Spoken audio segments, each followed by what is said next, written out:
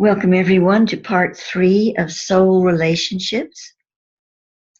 In this video, I'm going to be reading to you from The Great Wheel, which I wrote in 1975.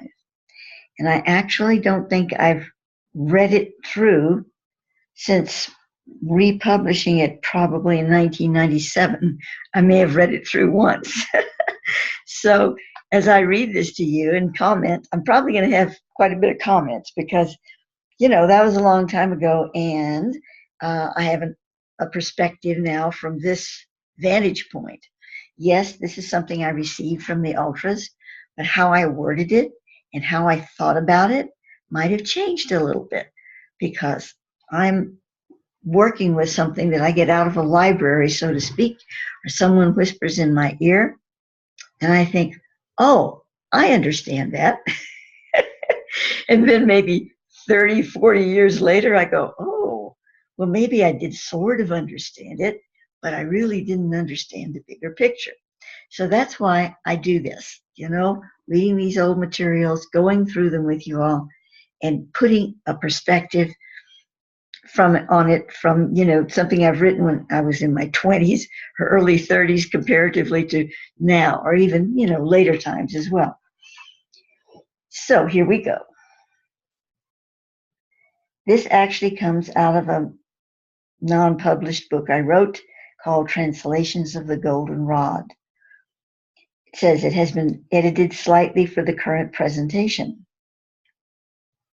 And I'm going to probably be editing it here a little bit more. On this small planet, we find ourselves involved in an evolution of the soul that is forever reaching out from itself into the expanding universe. We reach to grasp, not to embrace, as do other worlds, as the reasons for our search have grown distant from us. We feel separate from the stars and space about us, and even foreign to the true harmony of the sacred earth, but inextricably let's see what that word is. I think it's inextricably, but I spelled it wrong. The great wheel of universal wisdom turns, and as a spoke of light, so we turn also. On other planes of thought, in different worlds, scattered like jewels in galaxies of clouded dimensions, this great wheel is felt, and those empires radiate in the knowledge of their place upon the wheel. Like a celestial kingdom, the etheric universe awaits. It is a moving, active source of knowledge, prodigious in its advancement toward the source. The following presentation of the Great Wheel is given as it is understood by certain ultra-terrestrials and given by them to me as a representation of the intricate and divine process as they see it. This could not possibly represent thought for thought the expressions of all or even half of the intelligences of the universe. Different beings communicating with this earth will, of course, vary in their expressions of truth, and especially in the syntax with which they choose to interpret it. However, the basic understanding is the same throughout the higher awareness of the universe and is unchangeable in its essential truth. Okay, I have some things to say about this. First of all, bear in mind that when I wrote this in 1975, this was 2 years away from my conscious communication with my inner planes mentor, KYI'RA. So I had been told by these ultras that were guiding me and guarding me that this benefactor would come along consciously for me. He was already in my experience, of course, but I wasn't conscious of him. I couldn't consciously communicate with him. So I was told in, I guess, 1967 or something that he would be coming forth, but it wasn't until 77 that he arrived in my conscious experience. So the ultras were the ones that were guiding this information for me. I say ultras, these ultra-terrestrial beings that were in my space and working with me at the time, obviously under the mantle of Thoth. Also, when it speaks about the syntax which they choose to interpret, that's true, but also it is true that my syntax, my ability to understand, to choose the right words that correlated with what they were saying also creates, a particular wording, phrasing on the material. So it has to do with, first of all, who's giving me the information. Then what, I don't know if syntax is really the right word, but what formation they are placing it in, let's say. That then I interpret in my wording from that. Now, it's not entirely my wording, because a lot of times I get names and things that I have no idea, I've never heard of them before, and I can Google them now. Couldn't Google them then, and find them, and they make sense. So obviously they're giving me words, but not every single word that I write. I have to kind of formulate it, and they give me something here and there, and I put this together with that. It's kind of like with the Dead Sea Scrolls or something. Well, not quite that difficult. But what I mean is, it's an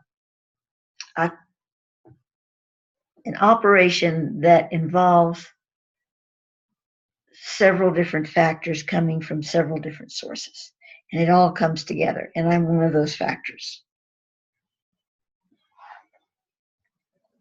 So we continue here. All masses progress to the center of their impetus in the constant pursuit of greater awareness and consequently oneness. The planets rotate around toward the sun, and on higher planes, worlds exist within the central star of their solar system. The stars rotate within galaxies which carry them toward the central logos or kingdom logos.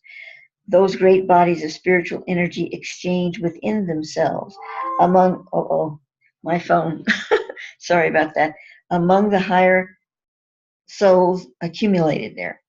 Let me do that again. The stars rotate within galaxies which carry them toward the central logos or kingdom logos, those great bodies of spiritual energy exchange within themselves among the higher souls accumulated there.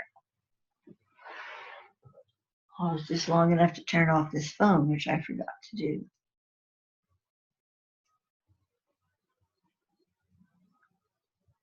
Here we go.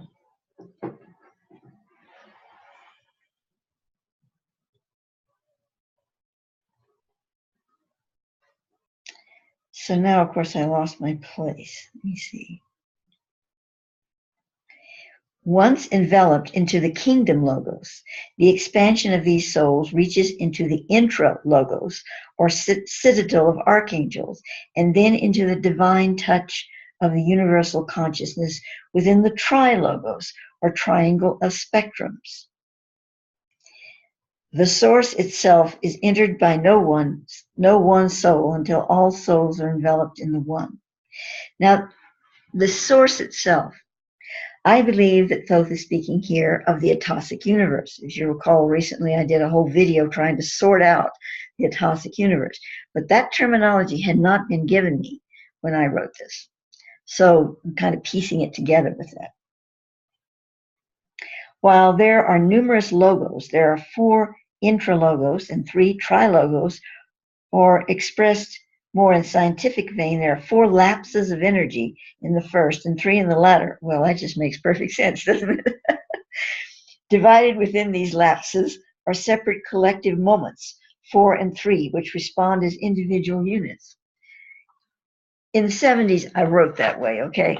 And I can't even begin to tell you what all that means. Eventually, I decided, since no one could understand what the heck I was writing, I decided to try to massage the terminology a bit.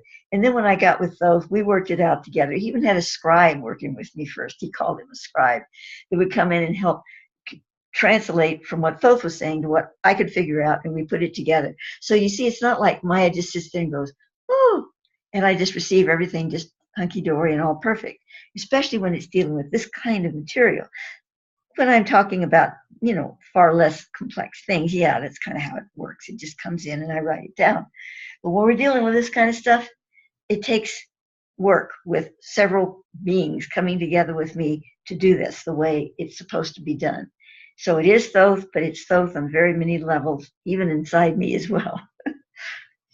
So here we go. The study of the collective response of a kingdom logos is intricate. There are spontaneous and simultaneous positive negative charges emanating in constant motion within one kingdom logos. What prevents chaos is the individual soul's efforts in directing the energies of their etheric movements into channels receptive to only those outer souls on the same frequency. The outer souls are all those souls not within this royal hierarchy of kingdom logos, such as on astral planes, bi-physical zones, and physical states such as Earth.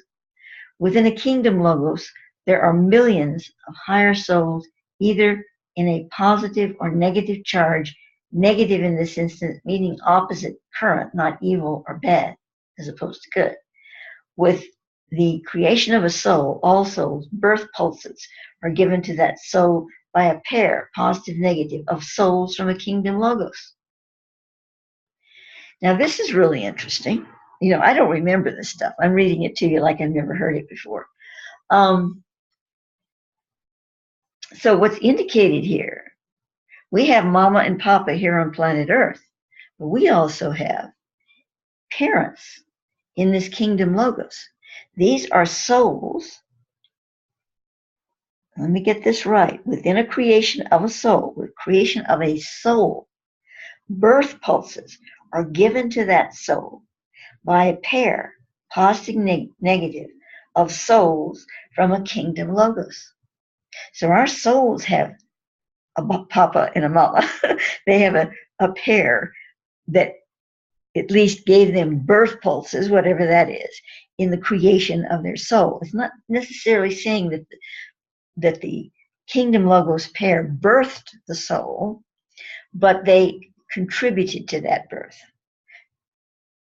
Birth pulses, that sounds like contractions, doesn't it?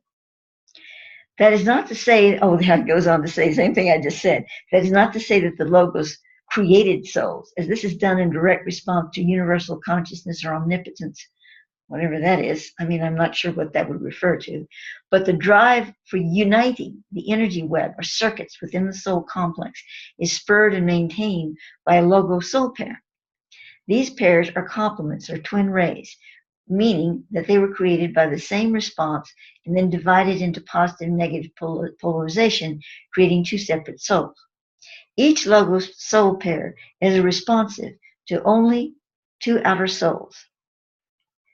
Let me get that again. Each logos soul pair is responsive to only two outer souls, the two outer souls being complements also.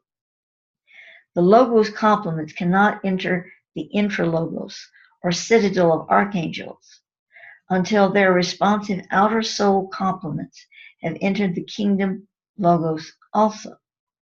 The scientific reasoning for this is as follows. Okay, the energy wheel that turns imperceptibly toward its divine source is a product of perfection, the one deity of thought throughout the universe. Perfection is balance. Balance is dependent on the interchanging of energies to produce harmony, thus sustaining that balance. Therefore, within the solar logos is a positive-negative reaction to the creative whole that interacts with a positive-negative response outside the force field of the kingdom logos. When the outer half is drawn within the kingdom logos in relation to the souls inside the logos, the souls outside the logos, the force field, I'm going to have to start that over again. When the outer half is drawn within the kingdom logos in relation to the souls outside the logos, and the souls outside the logos, the force field is no longer present. That sentence just plain doesn't make sense. That's all there is to it. But we're just going to go on because what I'm really trying to get here with the soul relationships, and I know it's in here, is far more understandable. But I really would like to read all of this because maybe 1 out of 1 million people well, not a million people is going to hear this, but somebody might understand it. So I'm just going to go ahead and read all of it here.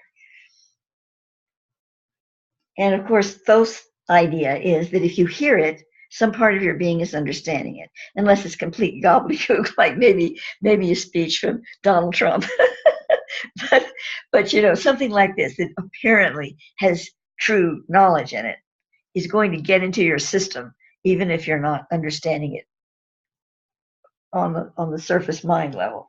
So we're going to keep going here. Forge ahead.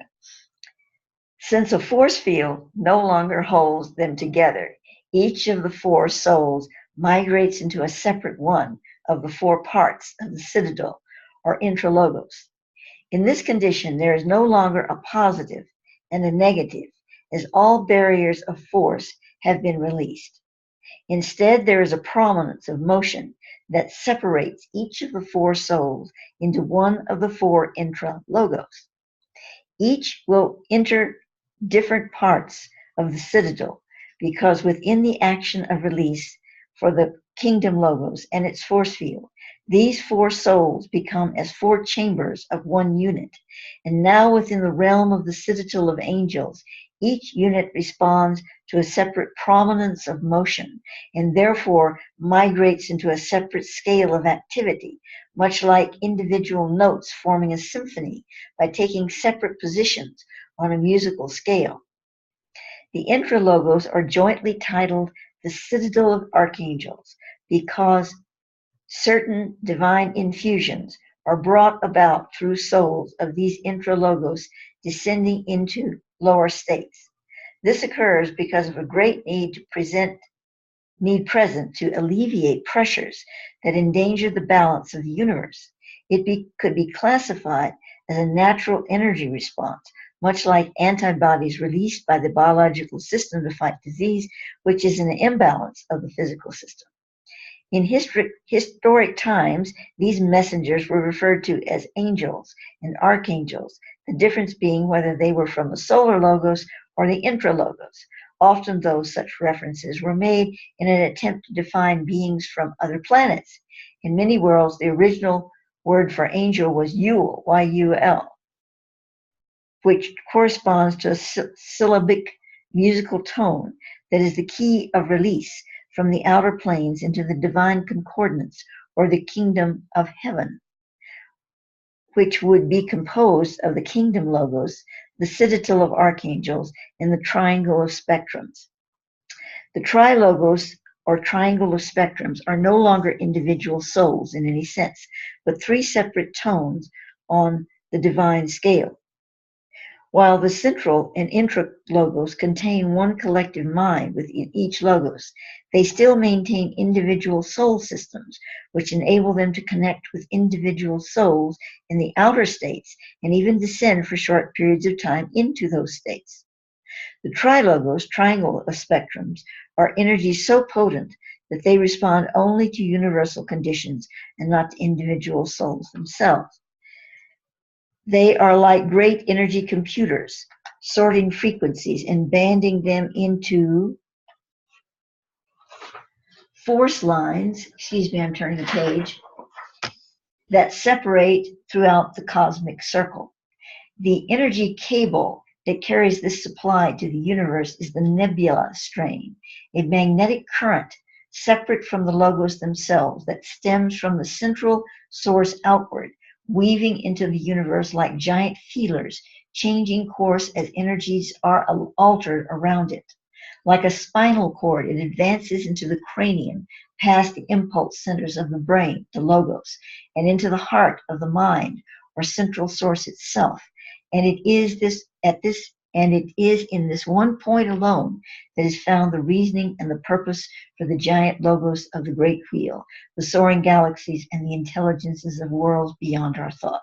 It is from this source alone that is issued the sympathetic blessing that allows and supports this blue sphere of Earth, among other diminishing specks, to surface in the ensuing light of another turn on the great wheel.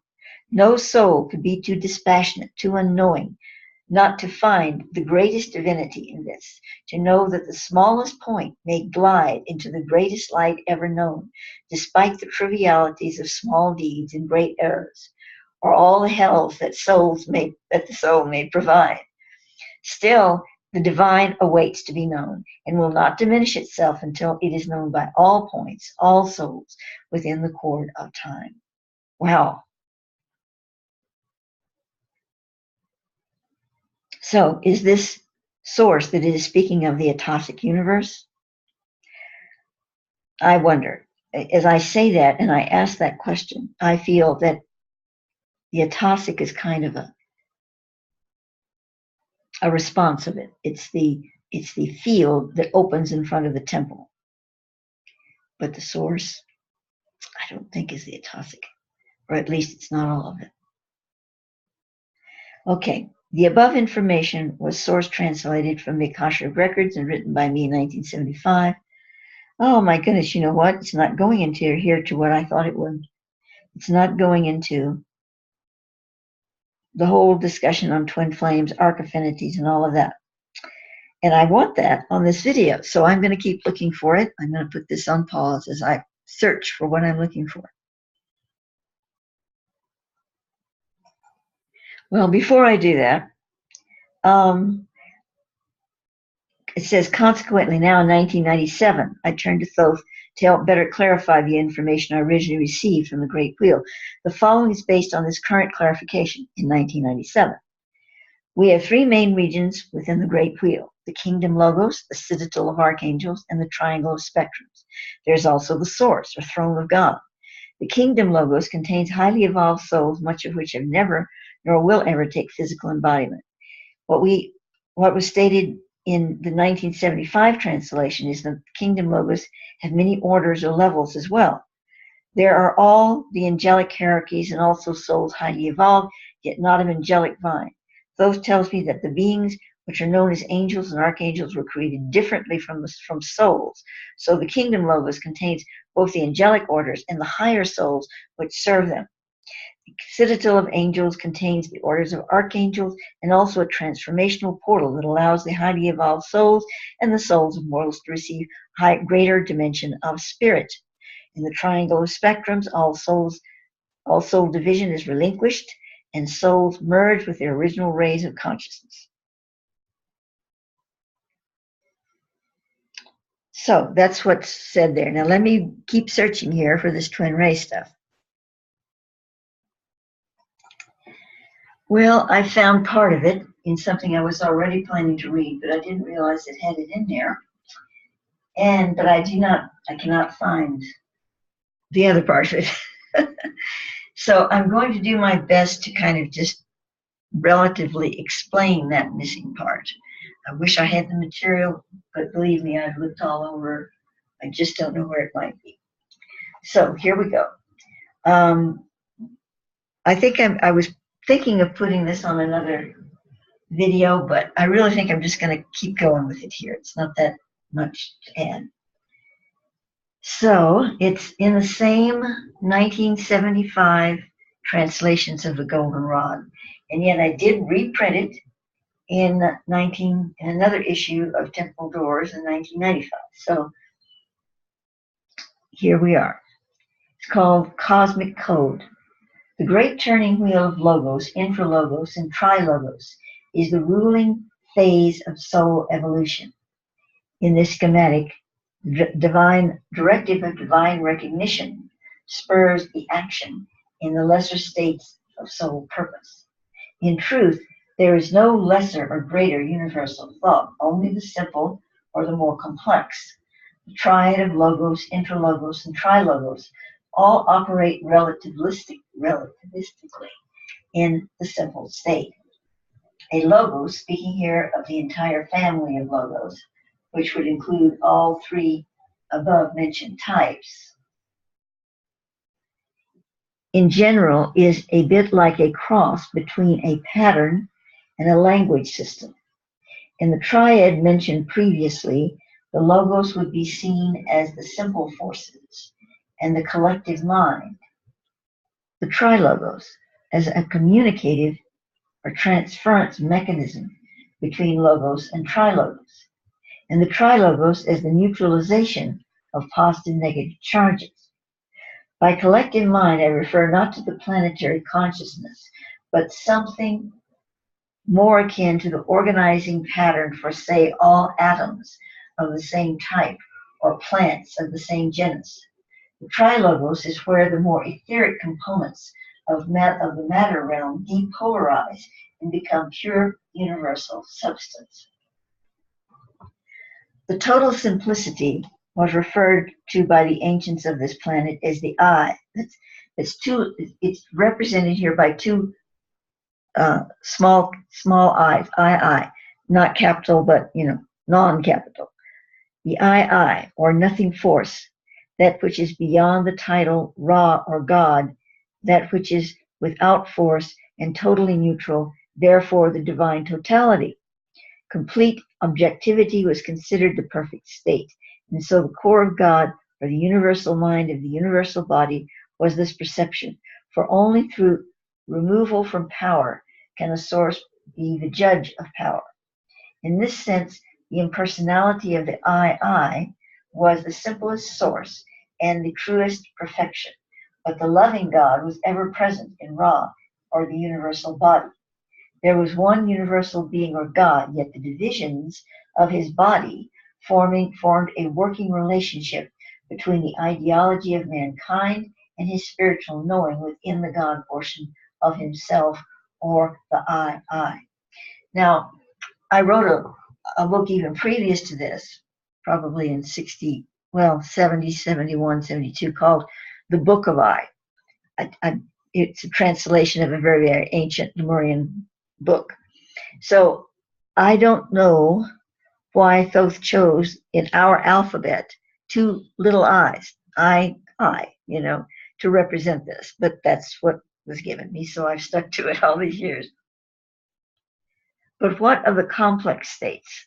These are the actions of the soul known as karma, genetic function, solar balance, physical health, and mental awareness, among the many other aspects of personal soul expansion. The two categories, personal and impersonal, are the major divisions of expansion expressed by other worlds as well as the ancients of the earth. The thread of the same psychological weave stretches through many of the universes of creation. This is partly due to the vast amount of intercommunications between the various worlds.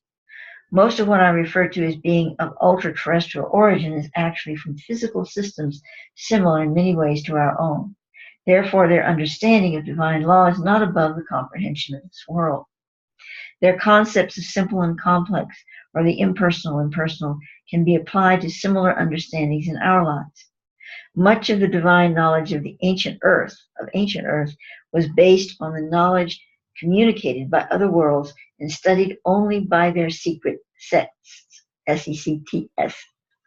Because of the secrecy, even our ancestors as a whole were lacking the information necessary to initiate the intricate soul action that transports one from complex to simple.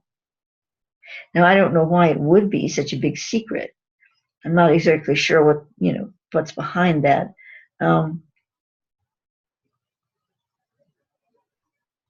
Let me find that again. I want to just reread it in my mind to see if anything pops forth here.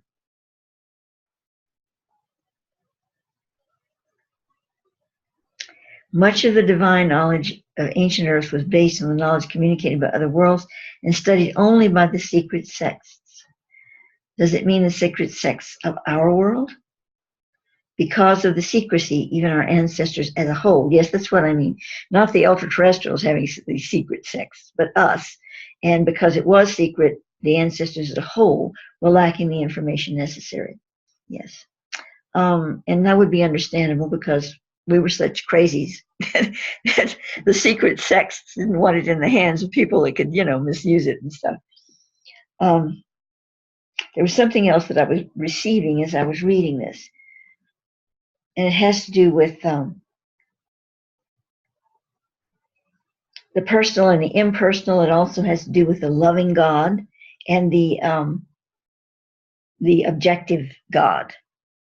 And you would say, well, if you're objective, you could still be loving. So that's really not the right terminology. What I'm receiving is there's an aspect of, we're going to call it God. There's an aspect of God, source, whatever, that is so totally impersonal that it doesn't even register what we'd call compassion. There's nothing in it but order, presence, and the intelligence that creates activity, responses in the universe, like thunderstorms or, the science behind all that, or, just science. Then there's an aspect of this godness that, while being still objective and beyond the emotional layers of being, it is extremely compassionate, loving, and responsive to the slightest quote unquote prayer. And this is the divinity that we organize in our minds to call God. God hears my prayers, and even though it is not quite as personal as many religions wish to make it, it is still very responsive to the heart, the love of the heart, because love is everything in the universe. Even the impersonal God is responding to love, but it's responding by creating science, by creating law to preserve the order of that loving energy as it creates. So that's just not the go-to that you go to for the communion of saints, so to speak. The communion of the energy of spirit is that other part of God. Now, it's not two different gods here. We think of the same God, the same, but it's like one chamber of that experience is totally impersonal. I'm doing my service as science and, order, keeping order out of chaos and all of this. And the other side is responding to the slightest impression of the loving energy in all things. We can almost see that as Buddha and Jesus. Not that Buddha wasn't compassionate, so I don't know if that's a really good analogy, but the Buddhic way is definitely less involved in the emotional energy, the higher emotions even, than the Christic form, which takes on a balance of perceiving the divine heart of Christ and all of this, the more personal interaction, where the Buddhic is a little more removed. So in that sense, it can be compared, but not really. That was not a good comparison. So let's move on here.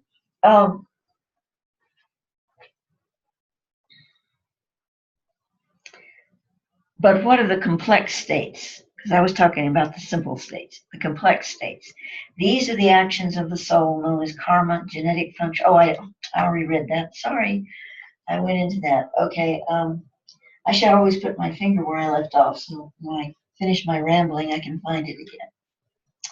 Let's see here.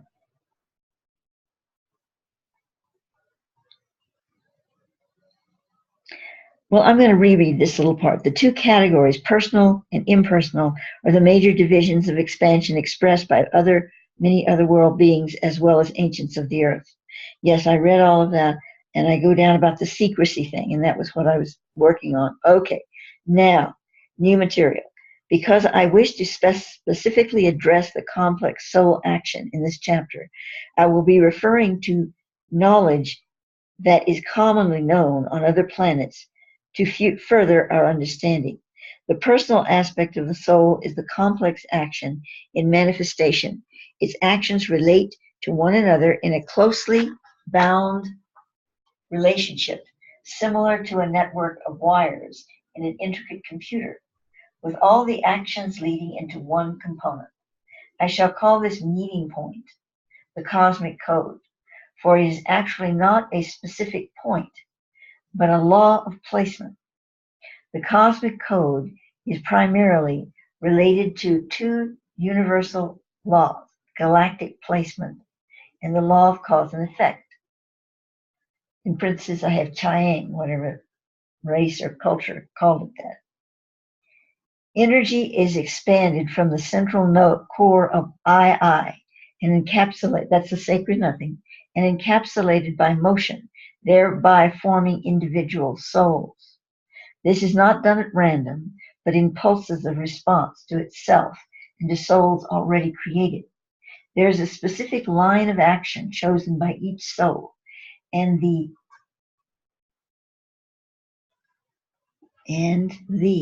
encapsulation is always at a difference from all other souls. Here I must be careful with my choice of words. Well, I would hope. I can't understand what I just read. I call it a difference, but it is not a difference known to the mind of man. It is not a difference in speed, density, light, etc., but a completely unknown factor, yet a difference nonetheless. This difference is termed an action line by some ultra-terrestrial scientists and is similar in meaning to the motion point, which was used in Lemurian mathematics. Action line, motion point, same thing. Although one is a point and one is a line, but nevertheless. Through the use of highly advanced ultracomputers, the action line of a soul can be broken down or deduced into its constituent rays of attraction, meaning that there are rays of energy formed from this difference between souls, and each ray transmits a kind of attraction signal to all points in the universe. It was found by the ultra scientists that a soul may have as few as 7 attraction rays, or as many as 125. This statistic was taken from an analysis of millions of souls which were in physical embodiment within several different physical levels of reality. This is statistical information from a survey and not the absolute known limit. So now bear in mind that when I was receiving this kind of information, I was getting it through the minds and the consciousness of these ultra beings that flew around in spaceships. Now, they were really super guys, but they weren't those. They weren't the luminary beings. They don't even need spaceships. They weren't of that level. So they're communicating to me about their science and the way they understand this. And I'm sure that it's really, really up there, with the Thothic vibe. But however, they're looking at it from their computers and the way they operate with this information. So just bear that in mind, because this is stuff I wrote in 1975, remember. Okay. However, the lesser number of 7 rays is considered the absolute mean figure for souls working at a physical level as we know it. All souls are equal in their abilities to attune to the universal consciousness, but the attraction rays of the soul give it a type of relativity to God, which is as individual as a fingerprint. Many souls do share the same number of rays, but no 2 souls, not even twin rays, share the exact timing of their rays, even though the kind and number of rays may be identical. The timing I speak of involves specific sequencing in the emission of spirit from the universal source that was projected to form the soul in the beginning, and is evidenced in the degree of attraction of each ray, both in intensity and frequency. This is all quite difficult to relate in words understandable to humanity's way of constructing thought. Because of this problem, I will give a very brief example concerning this cosmic code. Okay. Soul A and B, 2 souls within a logo, but not the only ones. One a positive charge and one a negative charge. A and B are twin rays. That is, they were created from the same energy separation from the universal source. After this action, they were divided and pulsed out into the universe on separate actions. Only twin rays share the same kind and number of rays. Excuse me, my voice is going here. Only twin rays share the same kind and number of rays within their action line. However, their degrees of attraction are not identical. Now I have a little diagram here, which I can't show you. Even if I could turn on the camera to show you my screen, it's too small. You wouldn't be able to see it. But it shows a straight line, and on the end of it, it has rays arcing out from it, like a whisk brush. You have a stem, and then you have a lot of little whisks coming out of the end of the brush. Okay, so that's kind of how it looks. So the action line is a straight line, and the rays, number type, are the little, frequency rays coming out of the end of it, like an arc of brush tips. Now you have another. It shows now one of these rays. It just takes one of these rays, shows that as a straight line, and the degree is like crossing the ray, like a slant line crossing the ray. Okay, souls A and B are members of a soul type, meaning all souls of the same logo. In this example, logo number 1. All souls of the same logo will register the same type or number. The number of rays determine the soul type. Twin rays are not only from the same logo, but also contain the same kind of ray attractions. But there are actually 2 sets of twin souls, 2 in the logos and 2 in the outer regions or shells. So now we have souls C and D, the counterpart twin rays of soul A and B. These 2 sets of souls are the, turning page here, only ones to share the specific number and kind of attraction rays within the cosmic code with souls A and B. Okay, let's take a pause here for a minute.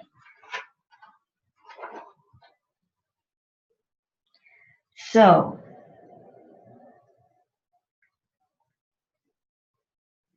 we have A and B are 2 souls within the logos, 1 positive charge, 1 negative charge. Souls A and B are twin rays. So now we have souls C and D, the counterpart twin rays of souls A and B. So remember we talked about those 2 souls that came together to send those pulses into the creation of a soul? Well,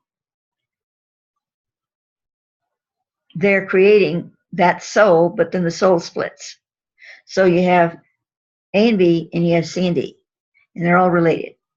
Now, Thoth did tell me many years later that it's possible to have more than 1 twin ray.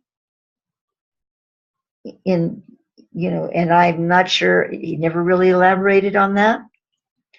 Apparently, it's not common, but it does happen. That's what he told me. But I'm not going to even go there because we're trying to figure out what this is saying right here. So, different combinations of attraction ray types, both with the same number of rays, can result in intense attraction, anywhere from physical to mental to spiritual or all 3, between souls, the amount of attraction being dependent upon the contrast and sequence or timing of the ray types between the 2 souls. Enmity is very seldom seen between souls of the same type, but souls of different types may frequently experience it if their ray types are extreme opposites. Although different attraction ray types, they are not too far removed from being the same number or type, may find reasonable attraction between them. It will never be as intense as for those of the same type. So what all this is really telling us is, you meet somebody, you're really attracted to them, you think you're in love with them, you fall, you marry them or go off into the sunset with them, and things start going sideways. And you wonder, oh my gosh, how could this be? I felt so much love for this person, and now look at all this stuff that's coming up. Well, we've always looked at it from the perspective of karma. You had this past life or that, and all of these things are determining these factors. Well, they are part of determination, but they can't possibly be the whole thing, because what about the first lifetime you had with this being, and the second? It's like, this goes back much further than that. It goes into the intrinsic nature of the soul.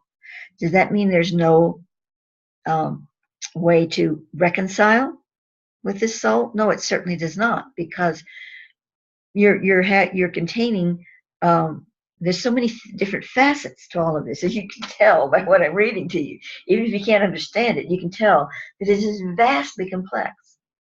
So there's always a reconciliation, but the reconciliation might might not mean that you get back together again in the same relationship. That relationship may be oil and water to those soul rays that you're containing. That's not intended to be, but you're drawn together through karmic resolution. Your soul says, oh, I have this karma, I want to resolve it with this person. I have this love for them, on deeper levels, which we all have for one another, and I want to reconcile it. So it's karma that draws you into relationships that are not good for you or them. But that doesn't mean things can't be learned from them.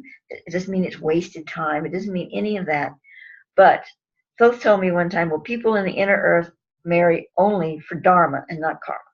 So they got it worked out where they come together just for the dharmic. And they'd say, well, don't they ever get their karma worked out? Well, their karma is far less, one thing. And they understand how to work with it. And they don't have to go through all these convolutions to do so by marrying the wrong people. So I'm bothering to read this material to you, although I know you're probably just sitting there going, I don't understand a word of this, because it's coming into your space on some level, and also it's giving you just an idea about the complexity of it. And some of these things that I'm reading give you a further idea of how it comes together, how it fits together. So I'm reading it. So we're going to continue. It's not much longer here. Twin rays usually find great attraction at the spiritual level, unity on the physical level, and friction at the mental level, as each is an exemplary mirror of the other in the mobility of their karmic efforts. Now that is worth reading the whole thing for, right there. So let me read it again.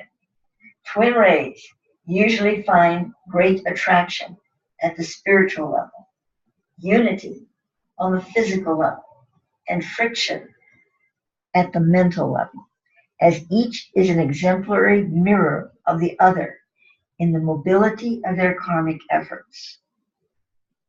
Only when twin rays have mastered harmony within themselves to a relatively high degree, while in embodiment, can they be enveloped within the total triangle of ray attraction levels with one another. So in other words, you meet your twin, and you really do meet your twin flame. Most people that are saying they're with their twin flame are probably not. If they're getting along really well with them on and on for years, they're probably with their an arc affinity. We'll get to that in a minute. That's material I couldn't find, but I am capable of discussing it to a degree. So I'll talk about it. There are a few that are with a twin flame and they've been with him for years and they get along great, or they've worked through challenges and they've managed to deal with it and they work fine. That's true for some because they've mastered a relatively high degree of harmony within themselves. But most people, if they are really with a twin flame, they really meet their twin flame, they're going to fall madly in love. They're going to feel like this is fabulous. This is the one I've been waiting for. And then the other shoe drops. And the other shoe is that when you come down into the mental level where you have to operate with the person every day of their lives, with them, you're going to find they're constantly mirroring your karma to you. And you're mirroring your karma to them. This can be a good thing if you can work with your inner harmony and get through it, like some people have. But for the most part, it just doesn't work. And then you think, oh, well, they weren't my twin flame anyway. They probably were. Not in every instance where people don't get along. Of course not. We can't simplify it like that. But I am saying this happens. So I'll get back to this in a minute, but it's really important to understand. A lot of times, you just really don't want to marry your twin flame. That's not a really good idea. I mean, it's wonderful to meet them and bow respectfully to them. And, but on the other hand, if you keep running away from the twin flame, you don't get anywhere either. So I don't know what the answer is. I'm not, the sage on the topic. But I'm just telling you, this is what happens. Okay, so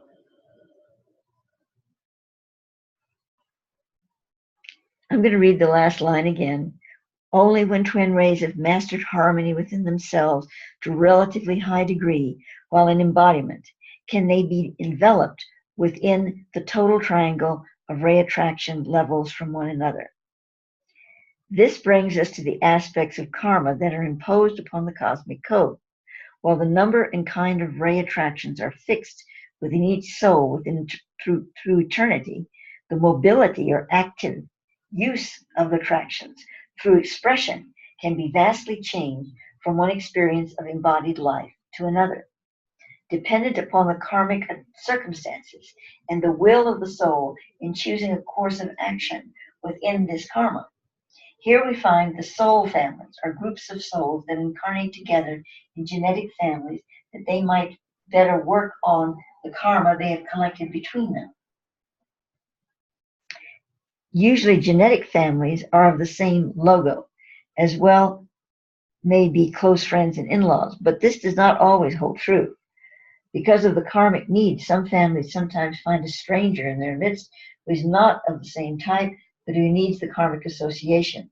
Also, most souls are involved in more than one soul family, and this lends to the complexity of the situation.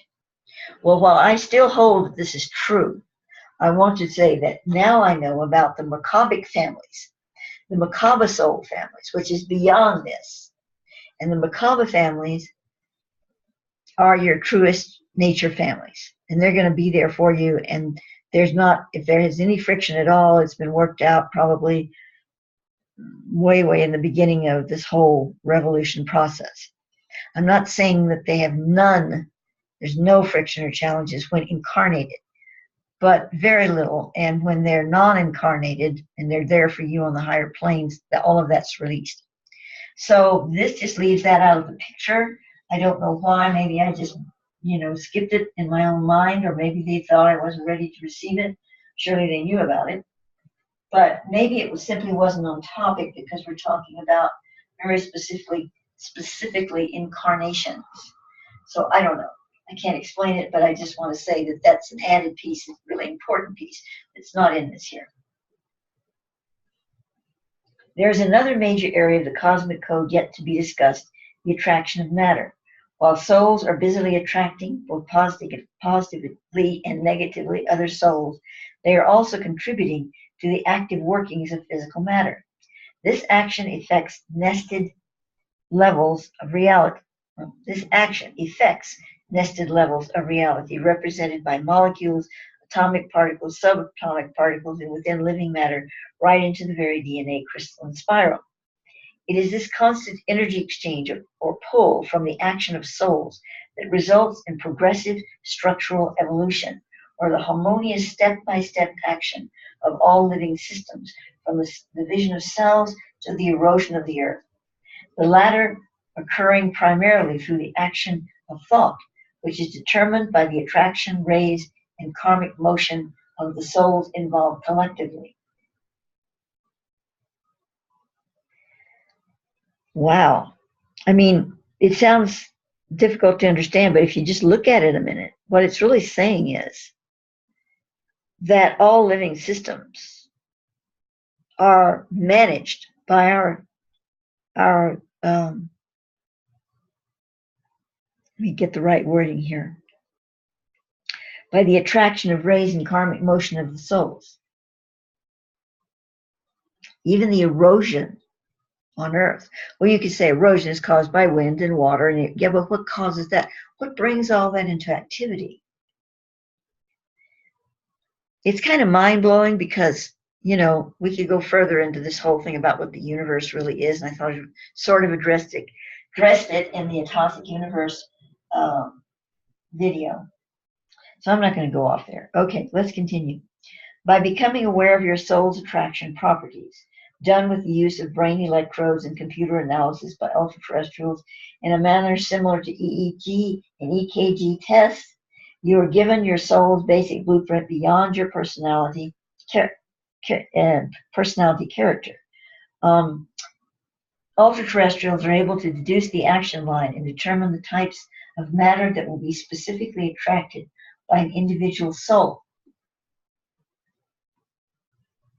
Once this is determined, that soul can align itself to direct a stronger and more coherent energy flow through that specific type of matter, which will supply him/her with information via a telepathic energy sequencing as to how better to direct his life and control his physical secretions, heartbeat, and actions of the pineal gland. He is also better able to cope with other beings when he knows and understands their specific attraction ray types. The ultra-terrestrials that are specifically monitoring the Earth to aid us in our soul evolution use this type of system in analyzing the masses of souls on this Earth. It greatly assists their programs for rehabilitation of Earth's humanity. Bear in mind, again, I wrote this in 75. What kind of computers did we have on Earth in 75? And I certainly didn't know much about them. There was no access to internet for me to study them. There was no way for me to know anything about them. But, you know, when you look at this, you understand we're talking about, you know, technology that now we can look at it and go, oh, yeah, that's in our future. We could do that in our future. But when I wrote this, talk about far out. I mean, I couldn't get anybody to listen to me. Okay, so let me take just a sip of water here.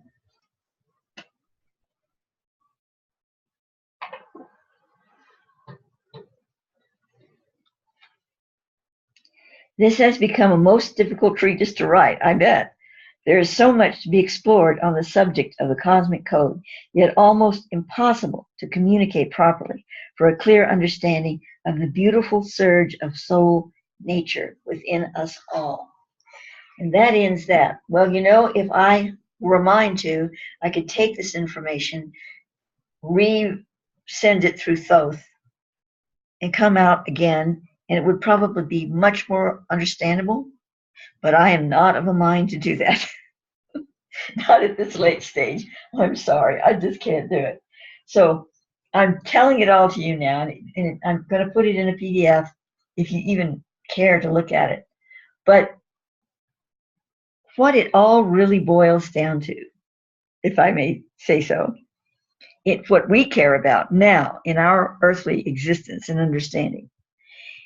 Here's what we can boil it down to. Okay, first of all, our soul relationships are far more dimensional, complex and dimensional than we ever imagined if we hadn't heard this material and assumably believed what it's saying here. If this is true, what I've presented on this entire video here, then our soul relationships are just vastly, vastly more dimensional and complex than we would ever imagine. While karma, past lives, even future lives, has makes a dent in all of this and has a certain massage effort in the whole effect, it's basically just the tip of the iceberg. We're talking about the rays that intertwine in sacred geometries, actually. I'm receiving that now, that these rays, intersecting rays, aren't like straight lines really, as I showed them. That's nothing wrong with depicting them that way, but really each of these rays determines these beautiful sacred geometries. We are sacred geometry, and the way they come together forms the basis, the essence of who we are. And this is beyond incarnation, beyond physical bodies. This is the soul. Now we can work with those aspects, but and make them more harmonious, more flowing, more fluid, more aware, self-aware. But the rays themselves have a purpose. They're not representing some kind of malfunction or that we have to correct. That's not the case. They are true and beautiful and part of the plan. But the way we use them, how we deal with it, the environment we put them in, and how we react to that environment, all of this are factors that we can change. and we can bring into coalescence. And when we do that, then we truly attract the souls in our life that bring us the greatest harmony, and that we bring to them the greatest harmony and awareness. This idea that we have to work it all out through karma. Karma is, Thoth has always said to me, throw that baby out, you know? It's not part of the spectrum. Sure, karma helps us understand why certain things happen, but we're overemphasis. There's an overemphasis on karma to understand things that go on. That's just the growth. And when we get into that, then we become judges and self-judges. Oh, they've got a lot of bad karma. Oh my God, do I have bad karma? That kind of thing. It's like, forget that. Yeah, there's an aspect, there's a thin layer of everything that is karma. But it's like, look beyond that. Look at what your true soul purpose is and what your rays are telling you you need to be doing. Don't judge that. But don't judge the other persons either. And see that just lack of awareness and understanding of the patterns that come through you and that they're coming through them is where the need for reconciliation is, and development of a higher understanding. We're too stuck in the karma lingo, is what I'm saying. So then, out of all of this, we look at twin rays. And we see that it's not our duty in every lifetime to find ourselves our twin ray, if indeed they're incarnated at the same time, which they generally, well, I can't say they always are. No, I'm going to strike that. That's an uncertainty, so I'm going to leave that out of the picture. But if they're incarnated, you're always looking for one, okay? Is this twin ray incarnated? Can I find this twin ray in, my happy partner for the rest of my life? Generally, when a twin ray is incarnated, it is in the opposite sex. I don't know if that always holds true. Sometimes the twin ray is your brother or sister, and you have a really, really strong feeling and connection to. So it's not always a romantic thing, which we tend to think that it is.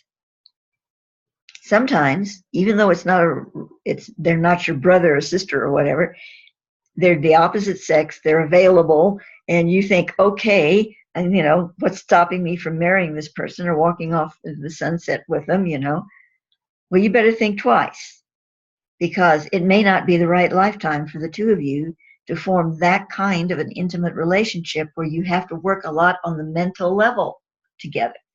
And the mental, emotional, lower emotional level, whereas the lower emotions are attached to the mental level. So that's why they weren't really included in this writing, but that's where they are. And when you're living with someone day to day, you're having a sexual relationship with them, you're having children with them, you're having all this stuff going on with them. If you are not in harmony with yourself and ready for that experience with your reflection, your karmic reflection, this is where karma comes in, then it's just not the right relationship. So that said, let's look what else is there for you to find. Okay, so twin ray may be out of the picture, and most likely, not always, but for a lot of times it's going to be out of the picture for a soul, because there's only certain lifetimes where it really just works, and that's when the two of you get it together. Now, once that has happened and you've had a really fabulous personal relationship lifetime with your twin ray, you're probably going to continue to be able to do that, but you're not going to have them in every lifetime because it's just not meant to be. Although one can get off track again and have to come back and resort it out. So what else is there other than a twin flame that you can look forward to as the significant other? Well, that's where we find arc affinities. Now, I was looking for my material on that, about arc affinities, trans-arc affinities, and all this, and I simply cannot find it.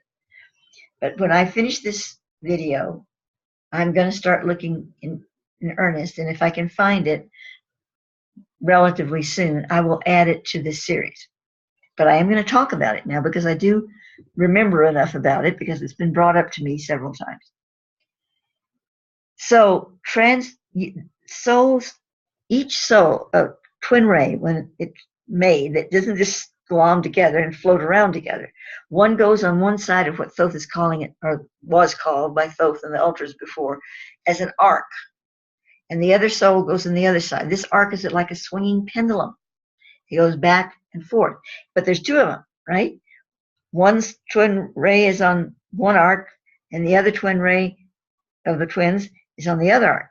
And when you pass in the center, walk back and forth like a clock, that's when you come together in the same lifetime. That doesn't mean you're ready to marry them and have children with them and live day to day having to deal with emotional, mental situations.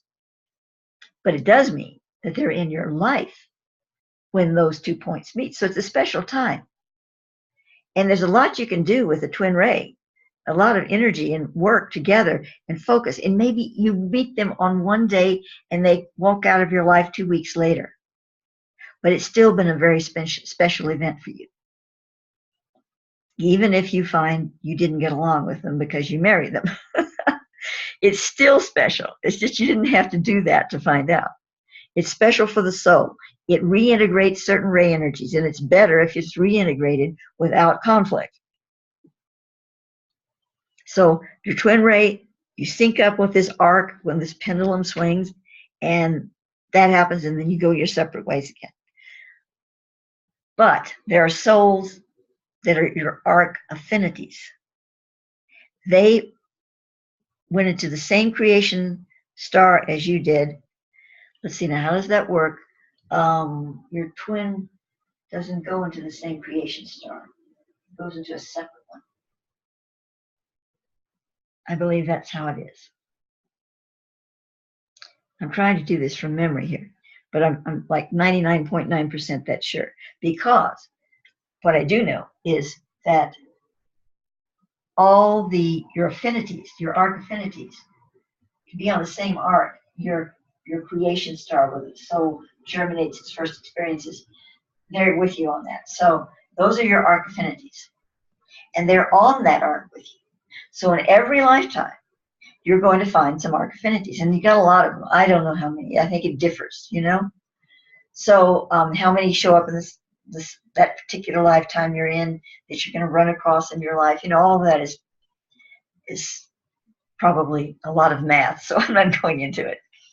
But you meet them, they're parents you really love and get along with, or siblings you really love and get along with, friends you really love and get along with, lovers you really love and get along with. The best relationship for long-term partnership is with an arc affinity, the best chance you have. Now that's leaving out of the spectrum. If you meet your twin ray and you're harmonized enough to have a beautiful relationship, nothing can beat that, okay? That's going to be fabulous. No arc affinity can match that. But I'm saying that's not going to happen that often, not in these circles of life that we're going through on this planet. So arc affinities are the best bet. And when you meet one of those, you're going to have very little conflict. There's always challenges in life. You're always going to have misunderstandings, especially if you're married to someone, you're with them. You know, all this is going to happen. But I mean, these are the keepers. These are the ones that are going to be there for you. You're going to be able to work with them and work these things out, long-term relationships. Even if it's your boss that's an arc affinity, you're going to have a good relationship with your boss, you know? So then there are trans arc affinities. Now, trans arc affinities are the arc affinities of your twin ray. Now, they're going to be very attractive to you, a different kind of off-the-wall attraction. You're going to feel like, yeah, this is kind of different. What is this I'm feeling? Because they're not your twin flame, but they're kind of sort of in that genre, you know? So your inner being is going to trigger that there's this difference about them. You can very often mistake them for a twin flame, but well, they're neither betwixt and between. It's kind of hard to explain the energies I'm feeling around them. So you're more than likely, if you go into even a friendship or a brother, sister, whatever, it's going to be, I want to use the word exotic. There's going to be something off the wall, wild, exotic about that kind of relationship. It's very attractive, but can be also very inflammatory. It can burst into flames very quickly. So I guess enough said about that. Let's see if I can remember anything else about these arcs. There was so much about it, but I can't remember all the other details.